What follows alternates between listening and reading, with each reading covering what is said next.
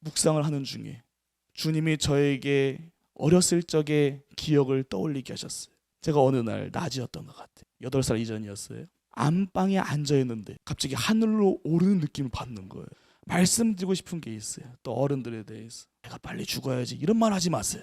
내가 그 살면 얼마나 더 살겠냐, 빨리 눈 감아야지 이런 말 하지 마세요. 그 말은 성경적이지 않습니다. 내가 나이에 드나 능력이 부족하나 몸에 한계가 있던 있지 않던 간에 우리는 이 땅에서 어떤 삶을 살아야 되냐면 하나님의 나라가, 하나님의 통치가 이 땅에 임해야 되는 사명을 갖고 있는 사명자들이에요. 할렐루야. 주님의 성전에 오신 여러분들을 진심으로 환영하고 축복합니다. 저는 요즘에 한 주제에 대해서 묵상하고 있는 것이 있습니다. 그것이 뭐냐면 우리의 삶은 끊임없이 좌절을 맞이하고요, 또 어느 때는 충만했다가 어느 때는 땅속 깊은 곳으로 신앙이 곤두박질 치기도 하는데, 왜 어떤 일부의 성도들을 보면은 어떤 사람은 참 흔들리지 않고 예수님의 복음을 전하고 그 신앙 안에서 살 수 있는지 참 고민, 또 궁금한 것이 있었습니다. 예수님이 이 땅에서 하나님 말씀을 전하시고 하늘로 올려지셨을 때 제자들은요, 예수님을 부인했던 제자들은 다시 성령으로 말미암아 전 세계를 향해서 복음을 전합니다. 베드로는 자신의 인생의 후반, 자신의 이제 삶의 마지막을 로마에서 보냈는데요, 그때 로마는 박해가 참으로 심했습니다. 기독교에 대한 박해가. 그래서 베드로를 따르는 교인들이 베드로에게 어느 날 이렇게 말합니다. 이제 로마 황제가 기독교 박해를 명령을 내렸고 이제 기독교인들을 다 예수님처럼 십자가에 못 박혀서 사형을 집행하니까는 우리는 이제 몰래 남아서 예배할 테니까 베드로 당신은 다시 이스라엘로 가시라고 얘기를 합니다. 베드로는 그 말을 듣고 이제 변장을 합니다. 변장을 해가지고 로마 성문을 벗어나서 아피아 가도라는 길을 걷게 됩니다. 사진을 보시면요, 저 길을 이제 걷고 있는데 자신의 그 길 맞은편에 자신이 그리워하고 또 익숙했고 또 눈물로 기다렸던 예수님이 보이기 시작합니다. 예수님은 이미 부활하셔서 하늘로 승천하셨는데 저 거리에 갑자기 예수님이 베드로 앞에 나타나시는 거예요. 그분은 십자가를 지고 계셨습니다. 그래서 베드로가 예수님께 다음과 같이 물었습니다. 라틴어로 아주 유명한 말인데 Quo vadis Domine 라고 물어요. 주님 어디 가십니까? 라고 물어보는 거예요. 그랬더니 예수님께서 다음과 같이 대답하셨습니다. 십자가에 못 박히려고 로마로 간다. 베드로가 그래서 갑자기 울음에 차서 이렇게 얘기하는 거예요. 주님, 십자가에 다시 못 박히시겠다는 것입니까? 그랬더니 예수님이 그렇다. 나는 이제 다시 십자가에 못 박힐 것이다 라고 얘기해요. 다시 사진 그 거리를 띄워주시면요, 이 거리에서 이제 베드로는 저 거리 끝을 향하면은 로마를 벗어나서 다시 자신의 그리운 고국 땅으로 돌아갈 수 있습니다. 근데 예수님은 그 예루살렘 쪽으로 향하는 것이 아니라 로마로 향하시면서 십자가에 다시 못 박히겠다고 말씀하시는 거예요. 그때 베드로의 심정은 속으로 얘기해 보세요. 어땠을까요? 속으로. 저는 그런 생각이 들었을 것 같아요. 다시 십자가에 못 박히시려고 가십니까? 라고 물은 심정은 자신이 젊었을 적에 예수님과 동행했을 때 내가 예수님과 함께 한다고 했는데 우린 다 도망가고 예수님 혼자 홀로 예루살렘 그곳에서 십자가에 못 박혔던 그 장면이 떠올랐을 거예요. 그래서 베드로는 마음에 그런 생각을 합니다. 주님을 이제 홀로 보낼 수가 없다. 그래서 베드로는 발길을 돌려 로마로 다시 향합니다. 그리고 교우들에게 이렇게 얘기합니다. 나는 이제 예수님이 십자가를 지신 그 십자가에 내가 못 박힐 것이다. 얼마 후에 베드로는 실제로 로마 군사들에게 잡혔고 십자가에 매달리려고 하는 순간 베드로는 이렇게 얘기합니다. 나의 주님이신 예수님 같이 난 죽을 수 없다. 나는 거꾸로 달아서 십자가에 달게 하라 라고 얘기해요. 그래서 베드로는 그렇게 순교를 맞이합니다.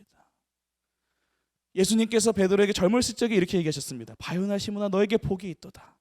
너가 지금 이것을 고백하게 한 것은 너의 혈육이 아니라 하늘에 계신 하나님 아버지의 주신 그 환상, 그 비전, 그 말씀 때문에 너에게 지금 그렇게 고백하라고 한 것이다.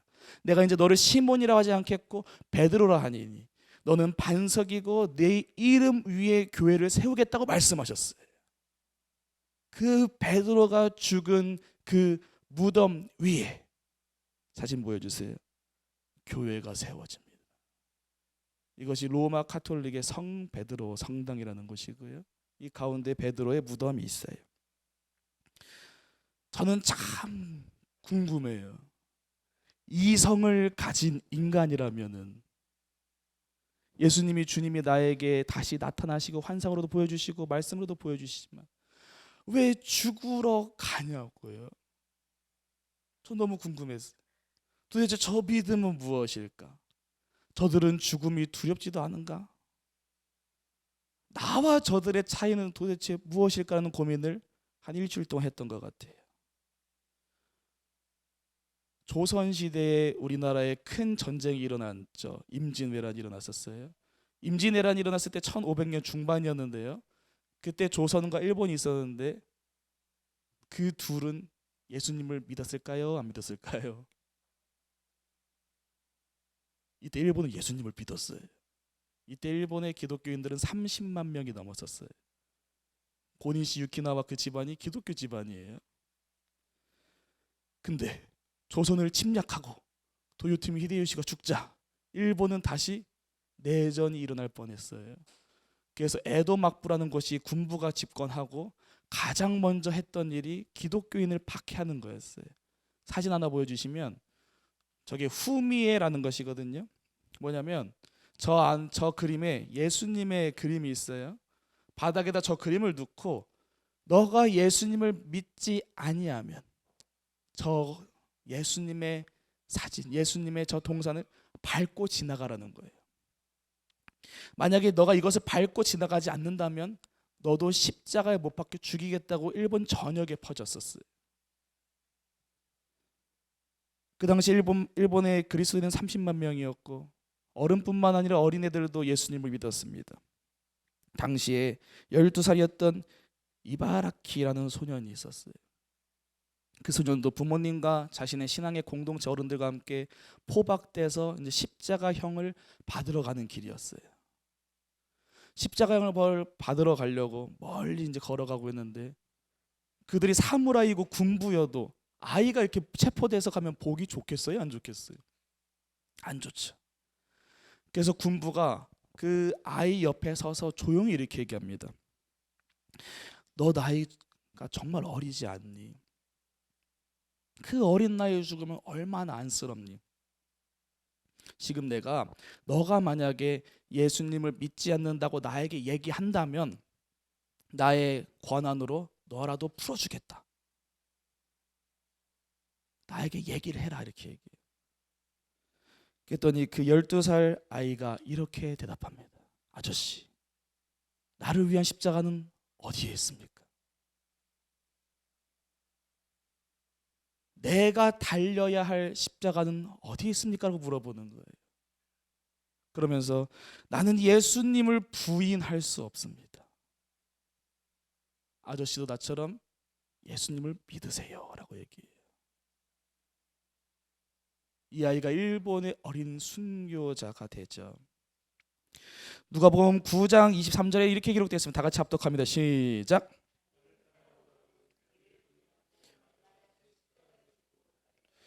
주님께서 말씀하시는 거예요. 너의 십자가를 지고 나를 따라오라고요. 저는 질문이 생겨요. 베드로 같은 삶, 저런 일본 12살짜리 어린아이의 저 삶은 어디서 나오냐는 거예요. 여러분들의 신앙심은 어떠세요? 저는 기도가 잘 될 때도 있고 안 될 때도 있어요. 어쩔 때는 은혜가 충만했다가 은혜가 꺼질 때도 있어요. 예수님이면 필요 충분 조건이 돼야 되는데 예수님만으로 우린 충분하지 않을 때가 너무 많아요. 예수님의 이름으로 무엇인가 조건을 따질 때가 많죠. 예수님을 믿는다면서 내 조건이 뭐가 안 맞으면 우리는 신앙이 다른 비그리스도인보다 더 이상할 때가 많죠. 그래서 일주일 동안 고민하고 묵상했어요. 주님, 도대체 저러한 삶은 어떻게 사는 것입니까? 우리가 흔들리지 않고 우리의 믿음이 베드로처럼 그 반석 위에 교회가 세워지는 삶은 무엇이고, 저 12살짜리 아이가 죽음 앞에서도 저 두려움이 없는 건 어떻게 나온 겁니까? 객기로 이해됩니까?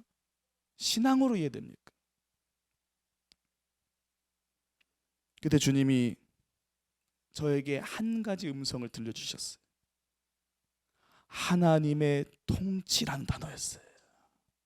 사랑하는 빛교회 성도 여러분, 오늘 설교의 제목은 위대한 성도는 하나님의 통치를 받는다입니다. 베드로 같은 삶, 그 12살 어린아이의 그 신앙의 그 삶은, 그 기반은 하나님의 통치를 이 땅에서 받았기 때문에 그 삶에서 그 신앙이 절대적이었던 것이에요.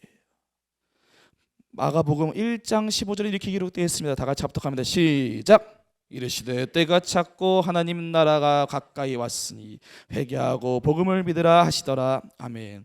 예수님께서 이 땅에 사셨을 때, 지금 강동욱 청년 나이 때 주님이 임하신 거예요. 30 전까지는 조용히 살다가 강동욱 청년 나이가 되니까 갑자기 공개적으로 활동하셨어요. 공개적으로 활동해서 처음 얘기했던 말씀, 이 말씀이에요. 때가 찼다. 하나님의 나라가 가까이 왔다라는 거예요. 마태복음에는 하나님 나라를 천국이라고 기록되어 있어요. 한글 성경에는. 근데 하나님의 나라나 천국이나 원어로는, 헬라어로 뭐라고 기록되어 있냐면 바실레이아라고 기록되어 있어요. 이 바실레이아라는 뜻은 뭐냐면 하나님의 왕국, 하나님의 통치, 하나님의 권세라는 뜻이에요. 그거 다시 원어로 표현하면 이겁니다. 하나님의 통치가 임했다라는 거예요. 하나님의 나라가 이 땅에 세워졌다는 거예요. 그러니까 너희들은 어떻게 하라는 거예요? 삶을 돌이키고, 회개라는 건 삶을 돌이키는 겁니다. 미안합니다가 아니라 삶을 돌이키고 그 하나님의 복음을 믿으라는 거예요. 하나님의 통치를 받는 삶은 주님의 권세를 입는 삶입니다. 요한복음 1장 12절입니다. 다 같이 합독합니다. 시작. 곧 그 이름을 믿는 자들에게는 하나님의 자녀가 되는 권세를 주셨으니 라고 써 있어요. 사랑하는 빛교회 성도 여러분, 주님께서 말씀하셨습니다. 하나님의 나라가 가까이 왔으니 너희는 주님의 통치를 받으라고 말씀하시는 거예요. 주님의 통치를 받으라는 것은 뭐냐면 너희들이 하나님의 자녀가 되는 권세를 누리라는 거예요. 베드로나 그 12살 어린이나 오늘날의 선교사들이나 죽음을 두려워하지 않는 그 신앙인들은 기본적으로 자신의 삶에 하나님의 나라가 임한 거예요. 하나님의 나라가 임했다는 것은 주님의 통치를 받고 있는 것이고, 그 주님의 통치로 말미암아 주님의 자녀로서의 권세를 누리는 성도의 삶인 거예요. 우리의 삶은 궁극적으로 어때야 되냐면 주님의 통치를 받는 삶인 줄 믿습니다. 주님의 통치를 받는 삶이라는 것은 여러분들이 주님의 자녀로서 그 권세를 누리는 삶인 거예요. 왜 우리는 주님의 통치를 받아야 되고 하나님의 자녀가 되는 권세를 받아야 되는가? 요한계시록 12장 9절에 이렇게 기록되어 있습니다. 다 같이 합독합니다. 시작. 큰 용이 내쫓기니 옛뱀 곧 마귀라고도 하고 사탄이라고도 하며 온 천하를 꾀하는 자라. 그가 땅으로 쫓기리니 그의 사자들도 그와 함께 내쫓기니. 이 땅에 하나님의 통치만 있는 것이 아니라 마귀의 권세도 있기 때문에, 그 마귀의 기호는 어디서 나오느냐? 그 아담을 하나님의 자녀로서 그 권세를 떨어뜨리고 하나님의 통치가 아니라 세상의 통치를 받게 만들었던 그 마귀가, 큰 용이 주님께 내쫓아서 지금 어디에 있는가? 이 땅에 있다는 거예요. 왜 예수님께서 하나님의 통치를 받으라고 얘기했냐? 왜 회개하라고 얘기했냐? 하나님의 통치를 받지 않는다는 것은 곧 마귀의 통치를 받는 것과 똑같기 때문입니다. 사랑하는 교회 성도 여러분, 하나님의 통치를 받는 삶은 취사 선택의 문제가 아니에요. 하나님의 통치를 받지 않는다는 것은요, 마귀 사탄의 권세를 우리가 눌리고 산다는 거예요. 하나님의 통치를 받는다는 것은요, 곧 마귀 사탄의 권세에서 벗어났다는 거예요. 계시록 12장 12절입니다. 다 같이 합독합니다. 시작.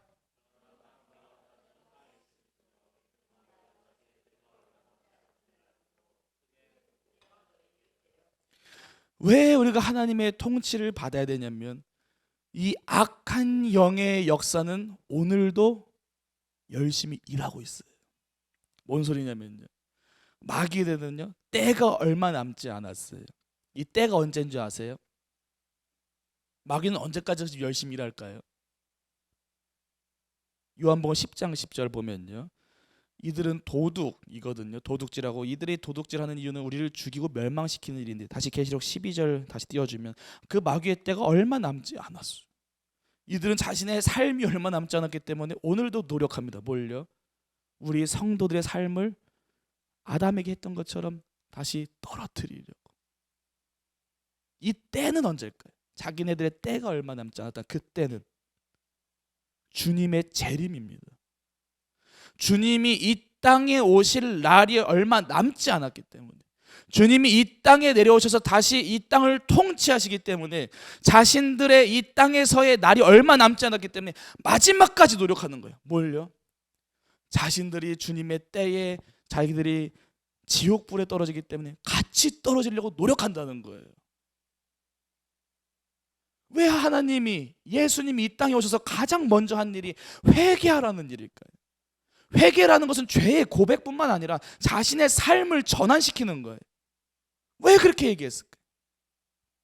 우리가 악한 마귀 사단의 역사에 잊지 말라는 거예요.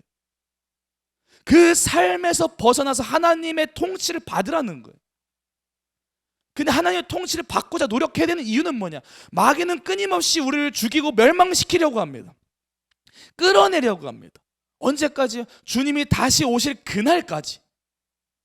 그 주님이 다시 오는 그날에 우리가 하나님의 통치를 받지 않으면 어떻게 되는가?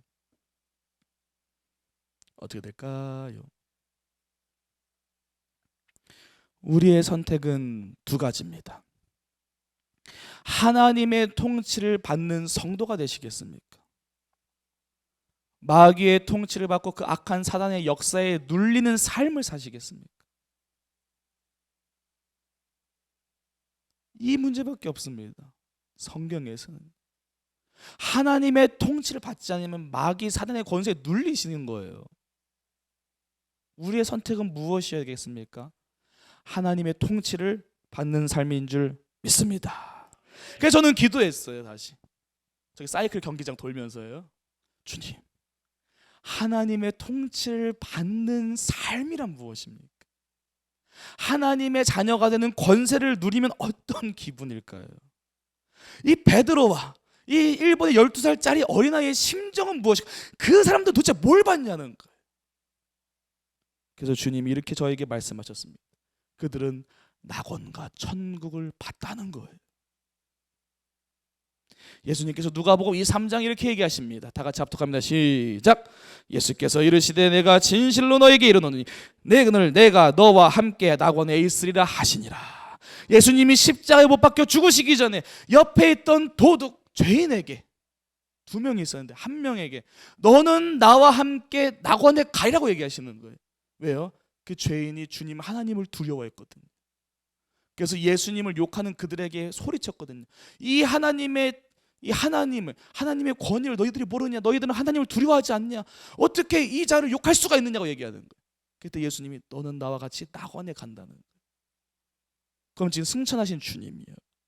3일 만에 부활하시고 이 땅에서 40일 동안 거하신 다음에 하늘로 올라가신 그분은 지금 어디 계세요?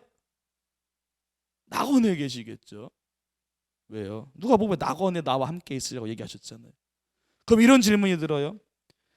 낙원과 천국의 차이는 무엇이냐? 제가 질문 드릴게요. 여기 계신 분들은 다 젊으셔가지고 아직 죽음이 가까우지 않았지만은 우리가 노년기에 줄면서 그런 질문하지 않겠습니까? 오늘 내가 죽으면 나는 어디로 갈까? 할 때 여러분들은 두 가지가 떠오르죠. 하나 뭐가 떠올라요? 천국이 떠오르고요. 하나 뭐가 떠올라요? 지옥이 떠오르죠. 근데 성경에서는 죽으면 어디로 간다고 얘기할까요? 주님은 분명히 말씀하셨어요. 주님이 이 땅에서 66번을 하나님의 나라에 대해서 선포하셨을 때요, 그분이 우리에게 말씀하신 건 너 죽어서 하늘로 올라서 천국 간다고 얘기한 적이 별로 없어요. 예수님이 우리에게 바라신 건 무엇이냐면 너가 이 땅에서 하나님의 통치를 받으라고만 말씀하셨어요. 죽으면 어떻게 됩니까? 육이 썩어 문드러지죠. 왜요? 그 묘 보면서 우리가 늘 재로 만들잖아요. 우리의 몸은 재가 되겠죠. 그럼 우리의 영혼을 영체라 그럽니다. 이 영체는 어디로 가는가? 낙원에 가요. 낙원. 그건 천국이라는 말 우리 많이 들었잖아요. 천국 교육을 많이 받았잖아요. 그럼 천국은 언제 가시는지 아세요? 주님이 재림하신 그날, 주님이 재림하시고 주님이 이 땅을 통치하실 때에 여러분의 그 영혼이 낙원에 있다가 이 땅에서 다시 몸의 부활을 입습니다. 그럼 천국은 어떻게 가요? 몸의 부활을 입고요. 이진호 성도님이 자신의 상상하는 자신의 모든 좋은 육체를 입고 다시 천국으로 가는 거예요. 그럼 지금 우리 선조들은 다 어디 있을까요? 낙원에 있어요. 저번에 외할아버지한테 전화했는데 받으시더라고. 낙원에 자리 있다고. 농담이고요. 낙원에 가는데요. 그럼 믿지 않는 자는 어디 갈까요? 음부로 가요. 음부. 누가복음 16장 23절에 다 같이 합독합니다. 시작. 그가 음부에서 고통 중에 눈을 들어 멀리 아브람과 그의 품에는 나사로를 보고, 부자와 나사로 얘기 아시죠? 거짓 나사로. 부자가 죽고 나사로가 죽을 때 이 부자가 어디로 갔어요? 음부로 내려갔어요. 음부라는 것은 히브리어로 스올이라는 거예요. 음부는 어디냐? 이 땅 밑에 지하를 얘기해요. 음부에 부자가 떨어졌어요. 그 나사로랑 지금 아브라함이 어디 있어요? 똑같이 음부에 있거든요. 우리가 질문이 생기죠. 우리의 믿음의 조상 브라미 형이 왜 저기 음부에 가 있는 거예요? 저거 낙원에 안 가 있고. 누가복음 16장 26절입니다. 다 같이 합독합니다. 시작. 너희와 우리 사이에 큰 구렁텅이에 놓여 있어.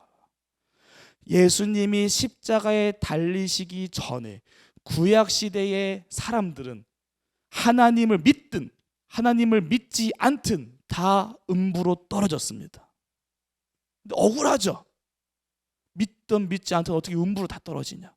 그래서 음부는 세 가지의 구조로 나눠져요. 첫 번째, 다 같이 따라하세요. 상부, 큰 구렁텅이, 그리고 하부. 세 구조로죠. 아브라함이나 예수님을 믿는 하나님을 믿던 사람들은 아브라함과 같은 그 처소에 있었어요. 그리고 큰 구렁텅이가 있고 그 하부에 예수님을 믿지 않는, 하나님을 믿지 않는 사람들이 떨어져 있었어요. 근데 예수님이 십자가에 달리셔서 어떻게 되셨어요? 죽으셨어요. 3일 동안 어디 계셨을까요? 이 음부로 내려가셨어요. 이 음부로 내려가셔서 이 상부에 있던 아브라함의 처소에 있던 나사로나 이제 엘리야나 모든 제사장이나 선지자들이 있던 그 상부를 하늘로 올리셨어요. 그것이 낙원이에요. 그럼 오늘날 예수님을 믿는 사람은 낙원에 가고요, 예수님을 믿지 않는 사람은 음부로 떨어져요. 저기요 저 어렸을 때 뭐냐, 저거 어린이 교육 받을 때 죽으면 천국 가고 지옥 간다는데요. 맞아요.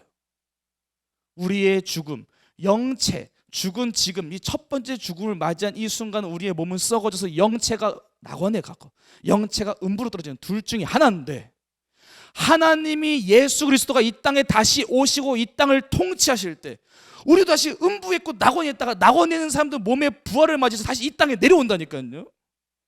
내려와서 어떻게 돼요? 몸의 부활을 맞이하고 천국 가요.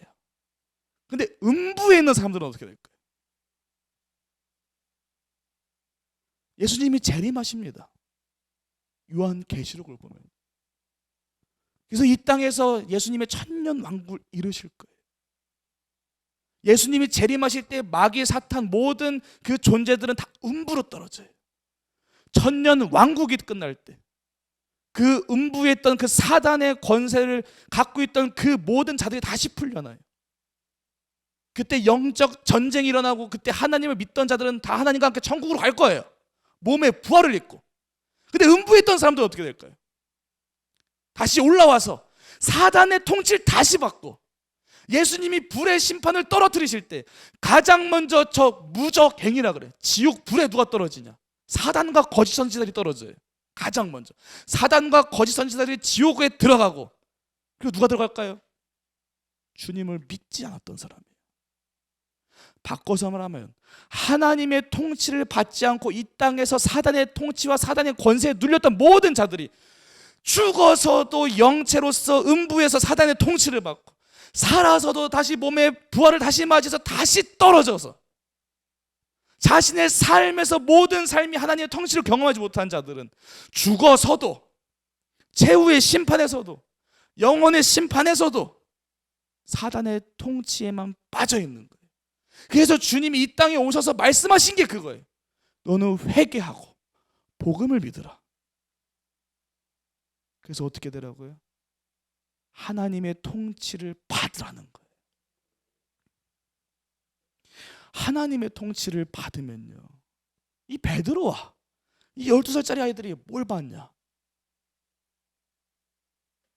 주님이 저에게 알려주신 건 저 12제자들이 주님이 죽으시기 전에는 아주 그냥 뭐 저게 제자인지 뭔지 사람인지 인간인지 주님을 버리고 도망가던 자들이 어떻게 성령이 그들에게 임하여 가지고 모두가 순교자가 되는 삶을 살 수 있었을까? 모두가 어떻게 절대, 우리 목사님께서 말씀한 절대 믿음이 어떻게 생겼을까? 저들은 낙원을 받구나라는 말씀이 주님이 저에게 주신 거예요. 고린도후서 12장 4절에 이렇게 기록되어 있습니다. 다 같이 합독합니다. 시작. 사람이 가히 이르지 못할 말이오도. 사도 바울은 자신의 생전에 낙원에 갔다 온 사람이에요. 그 3층 천에 올라가서 낙원에 가자마자 다시 돌아왔을 때 사람들에게 얘기하는 거예요. 말로 형용할 수가 없고 표현할 수가 없고 이 땅에서 이루지 못한 모든 난 말 못하겠다. 말로 형용할 수가 없다는 거예요. 흔들리지 않는 신앙이 어떻게 나오냐? 하나님의 통치를 받은 자들의 시선은 어떠냐? 그들은요, 어떤 신앙을 갖고 있냐? 내가 낙원에 가고자 하는 믿음이 절대적으로 믿어지고 내가 다시 이 땅에서 주님이 최후의 심판 때에 천국에 간다는 확신이 있기 때문에 그들은 흔들리지 않는 신앙을 맞이하는 거예요.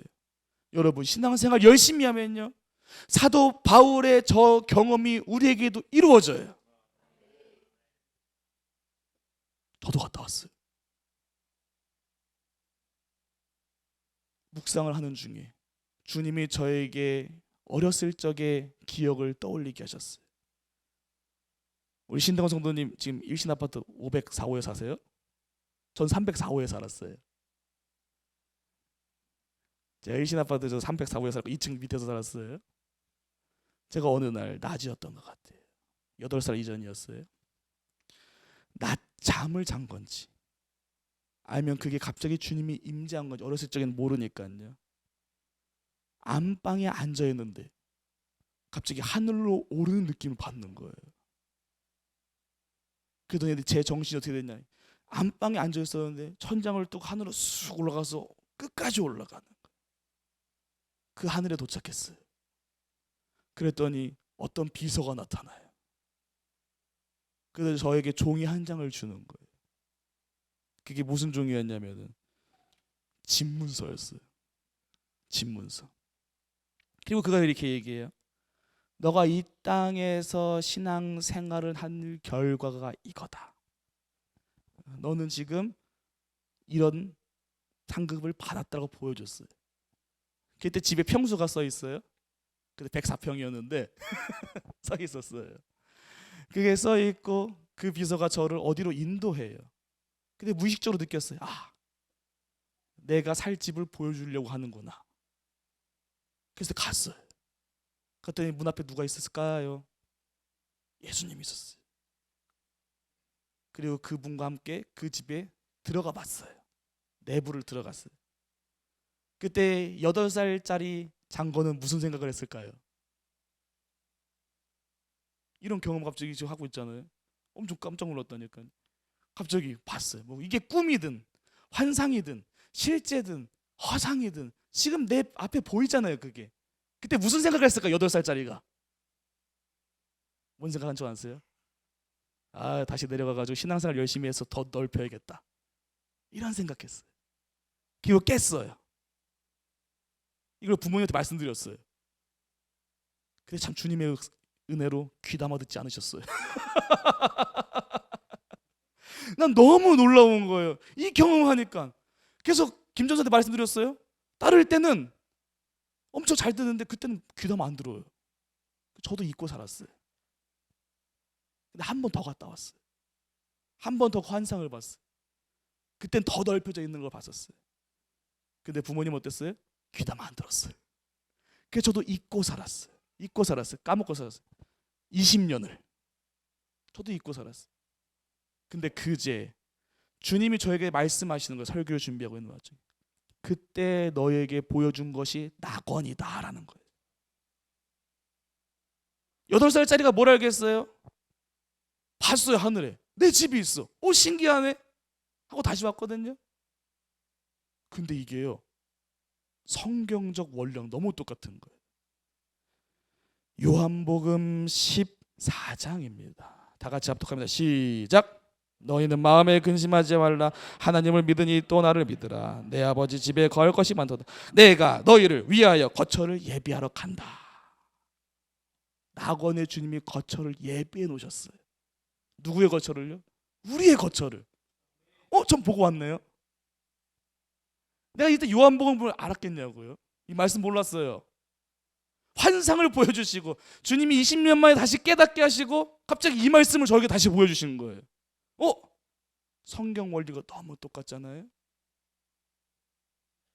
그때 저의 마음에 무슨 마음이 든지 아세요?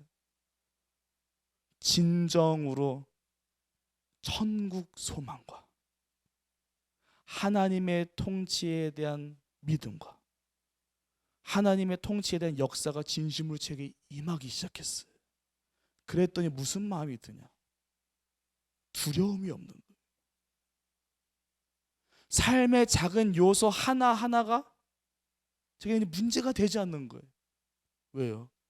주님이 여러분을 향해서 이미 예비하신 처소가 있어요. 여러분을 위해서 이 땅에 저도 주님의 통치를 받지만 낙원 영체로서 낙원에 갈 때 여러분을 향한 처소가 있어요.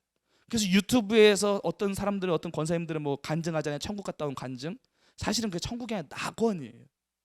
우리가 성경 교육을 잘 못 받아가지고 천국을 알고 있는 건데 낙원에 간 사람들이 많아요. 오늘날도 꿈으로도 갔다 온 사람이 있고 기도로도 주님이 보여주신 사람들이 있어요. 근데 이 제자들과 이 12살짜리 일본 아이는 도대체 왜 그런 신앙을 가질 수 있었냐? 하나님의 나라를, 현재적인 하나님 나라를 이 땅에서 경험하니 영원의 하나님의 나라, 그 낙원을 경험하고 천국에 자신의 이름의 명부가 있는 것에 대한 확신이 생기니 이 땅에서 두려움이 없는 거죠. 그럼 그들에게 무슨 소망만 남았을까요? 이 땅을 하나님의 통치가 임하는 나라로 내가 만드는데 일꾼이 되어야겠다. 난 사명이 생기는 거예요. 그래서 여기 지금 계신 분 중에서 우리 서림순 권사님이나 나이가 드신 성도님들이 있어요. 저는 우리 장석현 장로님이나 지금 영상 보고 계신 서림순 성도님에 대해서 말씀드리고 싶은 게 있어요. 또 어른들에 대해서 내가 빨리 죽어야지 이런 말 하지 마세요. 내가 그 살면 얼마나 더 살겠냐, 빨리 눈 감아야지 이런 말 하지 마세요. 그 말은 성경적이지 않습니다. 내가 나이에 드나 능력이 부족하나 몸에 한계가 있지 않던 간에 우리는 이 땅에서 어떤 삶을 살아야 되냐면 하나님의 나라가, 하나님의 통치가 이 땅에 임해야 되는 사명을 갖고 있는 사명자들이에요. 그렇다면요, 절대로 낙관주의에 빠져서 안 되고요, 허무주의에 빠져서는 안 됩니다. 천국 신앙을 갖고 있는 사람은 천국이 있다 하여 빨리 죽고 싶다는 생각이 들지 않아요. 내 몸이 멈추는 그날까지 하나님의 통치와 하나님의 나라가 내 안에, 그리고 우리 안에 역사하기를 바라는 사명자들의 삶을 삽니다. 그러니 하늘빛 교회에 있는 모든 성도들요, 특히요 노년기에 접어든 성도님들에게 저는 분명히 말씀드립니다. 기도하십시오. 내가 이 땅에서 모든 삶을 다 살았다고 이미 했다면 다른 사람들을 위해서 기도하십시오. 내가 이미 천국에 가고자 하는 확신이 있다면 여기 있는 청소년들이나 청년들이나 방황하는 성도들을 위해서 기도하십시오. 한국적인 정서에서 벗어나서 내가 이 땅에서 존재의 목적을 사람에게 찾지 마시고 하나님께 찾으십시오. 여기 있는 모든 성도들도 마찬가지입니다. 우리의 삶의 영역에서 조건을 따지지 말고 조건적으로 신앙생활을 하지 말고 하나님의 통치가 여러분 안에 임하기를 노력하시고 그 사명자의 삶을 사시기를 진심으로 기원합니다. 찬양대 나와서 준비해 주시고요. 우리가 기도해야 될 것은 무엇이냐면요, 하나님의 통치가 이 땅에 임하길 기도해야 되는 거예요. 제가 오늘 목사님께 부탁드린 것이 있어요. 찬송가 438장을 꼭 불러달라고. 우린 죽어서 천국 가는 줄 알고 죽으면 하늘로 올라가는 줄 알아요? 아닙니다. 하나님이 이곳에 임하십니다. 이미 2000년 전에 주님이 이 땅에 임하셔서 성육신 하셨잖아요. 주님이 또 올라가신 다음에 올라가시기 전에 이렇게 올라가면서 뭐라고 말씀하셨어요?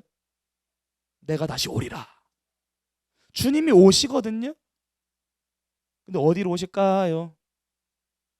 이 땅에 주님을 믿는 그 성도 안에 오십니다. 누가복음 17장 21절 다 같이 합독합니다. 또 여기 있다 저기 있다고도 못하리니 하나님의 나라는 어디 있습니까? 너희 안에 있다. 여러분 안에 하나님의 나라가 있습니다. 하나님의 나라가 있다는 건 여러분 안에 하나님의 통치가 있습니다. 사도행전 1장 8절 다 같이 합독합니다. 시작. 오직 성령이 너희에게 임하시면 너희가 권능을 받고 예루살렘과 온 유대와 사마리아와 땅끝까지 내 증인이 되리라. 성령을 받으셔서 하나님의 자녀가 되는 권세를 받으셔서 이 땅에서 유한한 삶을 사지 마시고 유한한 조건을 따지지 마시고 그 권능을 받아서 주님의 증인이 되십시오. 증인이 된다는 것은 하나님의 나라를 여러분 안에서 세우시고 이 땅 가운데 하나님의 나라를 전파하십시오. 요한계시록 22장 20절 다 같이 합독합니다. 내가 진실로 속히 오리라 하시거늘 아멘. 주 예수여 어서 오시옵소서. 우리의 그 사명을 주님이 오실 그날까지 간직하십시오. 그 어디나 주님과 동행하니 그 어디가 어디예요? 하나님의 나라입니다. 반주 좀 해주시고요. 마지막으로 하나만 합독할게요. 시편 146편 10절입니다. 다 같이 합독합니다. 시작.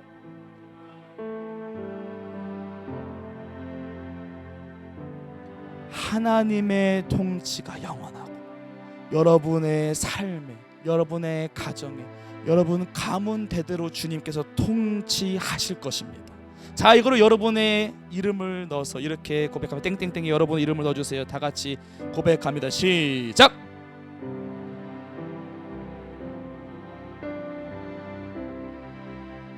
아멘. 정문자 장로의 하나님은 대대로 정문자 장로를 통치하실 것입니다. 신명진 장로님의 하나님은 신명진 장로님을 대대로 통치하실 것이고요. 안은미 성도님의 하나님은 영원히 그 가정을 다스릴 것입니다. 우리가 이제 무엇을 해야 됩니까? 주님 다시 오실 그날까지 하나님의 나라를 세워야 할 줄 믿습니다. 베드로가 이 땅에서 죽었을 때 베드로가 주님께서 이렇게 말씀하셨습니다. 너의 그 고백 위에, 너 위에 하나님의 나라를 세운다, 교회를 세운다고 말씀하셨습니다. 여러분 신앙 안에, 여러분의 고백 위에 주님께서 교회를 세울 것입니다. 저 같은 성빈, 성직자들에게는 주님께서 교회를 세울 것이고, 이진호 성도 같은 성부들, 정주희 성도님이나 이순자 성도님이나 이명희 성도님이나 이 땅에 있는 모든 성도들은 그 사업터 위에, 자신의 가정 위에 주님께서 하나님의 나라를 세우실 겁니다. 저는 교회를 지키는, 예루살렘을 지키는 성직자의 사명을 감당해야 되죠. 여러분들은 바울과 같이 세상 만방 곳에 퍼져서 주님의 나라를 위대하게 이루실 것입니다. 저는 전통적으로 교회를 지키겠습니다. 여러분들이 흔들릴 때까지 기도하고, 여러분들이 힘든 이곳에서 기도하고 이 주님의 장을 만들겠습니다. 여러분은 세상 위에 여러분들의 이름으로, 여러분들의 믿음으로 교회를 세우십시오. 여러분의 사업터 위에 교회 세우시고, 여러분 가정 위에 교회를 세우시고, 여러분 회사 위에 주님의 나라를 세우시고, 여러분의 사장에게 하나님의 통치를 받게 하십시오. 주님 다시 오실 그날까지 함께 갑시다. 주님이 다시 오실 그날 몸의 부활을 힘입어 다 같이 천국 가기를 주님의 이름으로 소망합니다. 찬양합니다.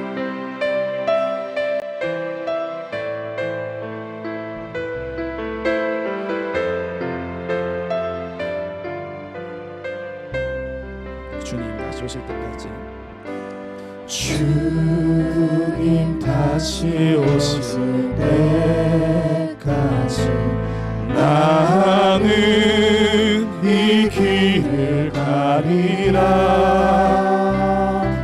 좁은 문 좁은 길 나의 십자가 지고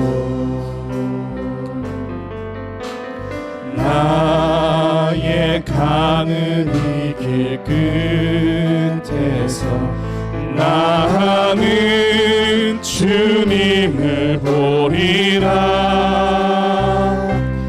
영광의 내 주님 나를 맞아주시니. 주님 다시 오실 때까지 나는 일어나 달려가리라. 주의 영광 온 땅 덮을 때 나는 일어나 노래하리. 내 사모하는 주님 온 세상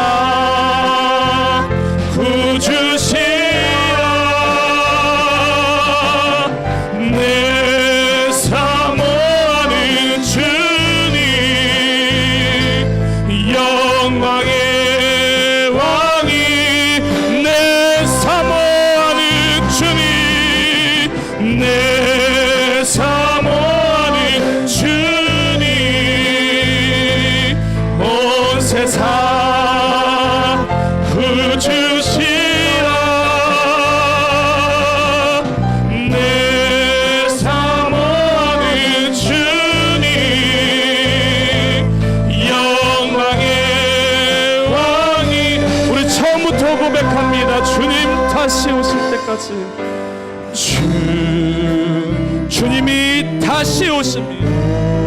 주님이 이 땅에 다시 오십니다. 그때 주님이 여러분들에게 이렇게 말씀하실 것입니다. 너 성도 누구야? 내가 부탁했던 거, 내가 너에게 얘기했던 거, 너 했느냐라고 얘기했습니다. 주님이 바라시는 것은 너가 이 땅에서 하나님의 통치를 받고 영체로서 낙원에 가서 내가 준비한 그 처소로 들어가며 최후의 심판날 그 부활 가운데 첫 번째 부활을 너가 맞이하였어. 나와 함께 천국에서 영원한 삶을 살리고자 하는 주님께서 말씀하고 계십니다. 어떻게 하시겠습니까?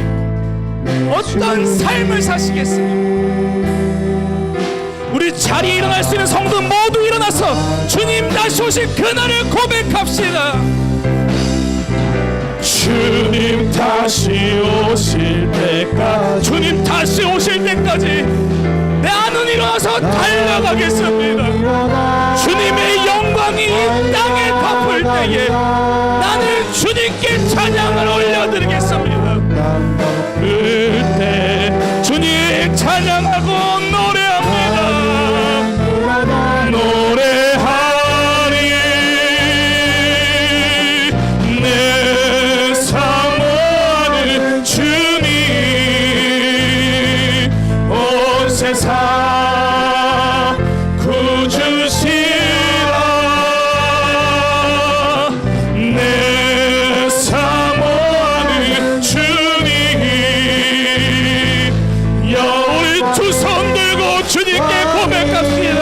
내 사모하는 주님, 주님 내가 주님을 사모합니다. 주님은 나의 구주시고 영광의 왕이시고 영원토록 세세토록 이 땅 가운데에 임하시며 내 삶을 통치하시는 구주십니다. 주님, 우리가 주님을 사모하오니 주님 영원토록 주님의 처소에 임하게 하여 주시옵소서. 주님 다시 오실 때까지 나는 가리라. 주님 다시 오실 때까지 주님 내가 일어나서 더 이상 주저하지 않고 주님 내가 가겠습니다. 주의 영광 온 땅 덮을 때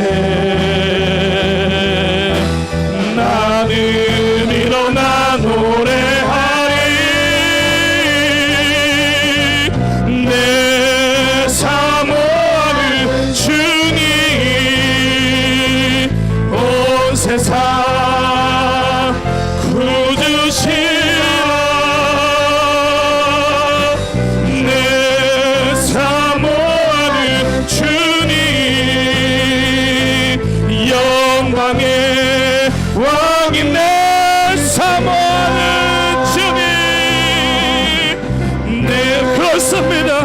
우리 주님을 사모 온 세상 구주신 그님을 찬양하고 경배하고 우리 시간 두 손 들고 주님을 향해 주님을 찬양하고 기도합시다.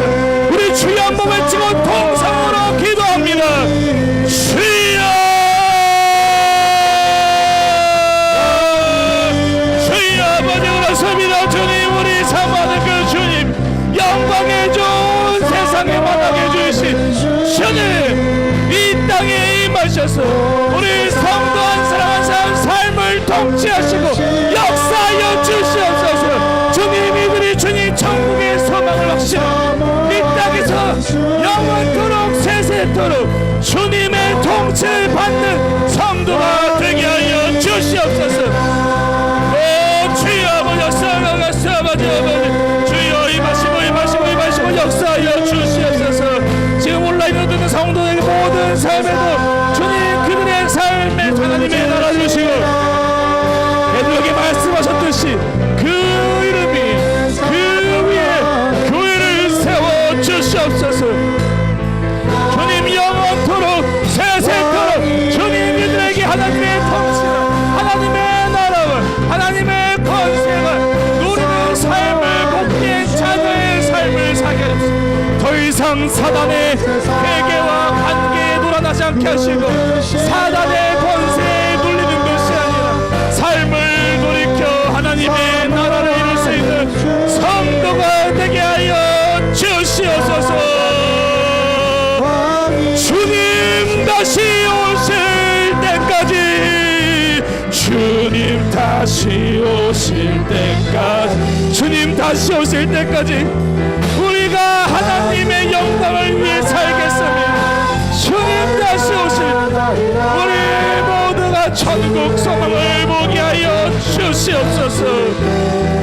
우리 다 함께 두 손 들고 고백합시다. 내 사모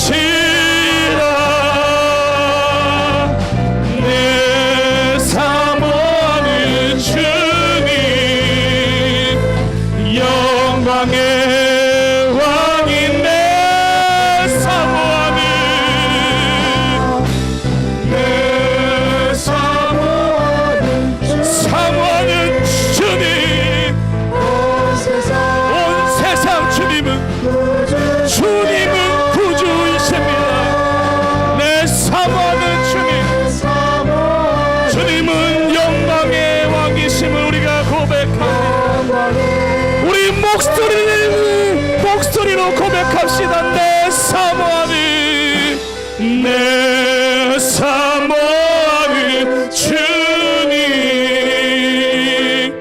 온 세상 구주시라.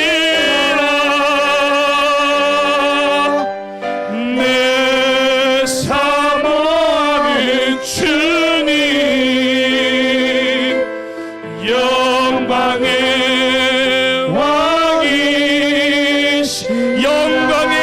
왕이시라. 영광의 왕, 주님은 영광의 왕이시라. 영광의 왕, 우리 마지막으로 두 손 높여 영광의 왕이시라. 영광의 왕이시라. 우리 주님께 영광의 박수 올려드리며 함께 기도합시다. 그렇습니다. 주님 다시 오실 그날까지 우리는 하나님의 나라, 하나님의 통치 안에 있어야 할 줄 우리가 믿습니다.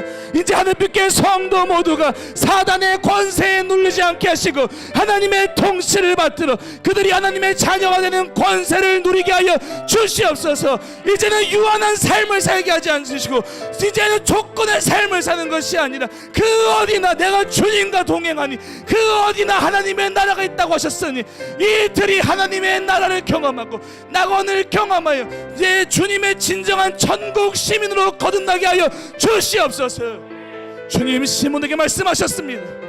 너의 이름은 베드로라, 너의 이름은 반석이라, 너의 위에 교회를 세우리라고 말씀하셨습니다. 하늘빛 교회 성도 모두는 반석일 줄 믿습니다. 주님께서 말씀하십니다. 너 위에 나의 교회를 세우리라고 말씀하셨습니다. 하늘빛 교회 성도 가정 위에 교회가 세워지기를 축복합니다. 여러분의 사업 주님의 교회가 세워지길 축복합니다. 여러분 가정과 여러분 이웃과 여러분의 동료가 하나님의 통치를 받는 하나님의 자녀가 되는 권세를 누리는 삶을 살길 축복합니다. 주님 이들에게 주님의 영원토록 세세토록 복을 내려 주시옵소서. 이들에게 낙원을 경험하게 하시고 천국에 대한 확신을 주게 하여 주시옵소서. 이 모든 것 오늘 살아계시는 예수 그리스도의 이름 받들어 기도드렸습니다. 아멘.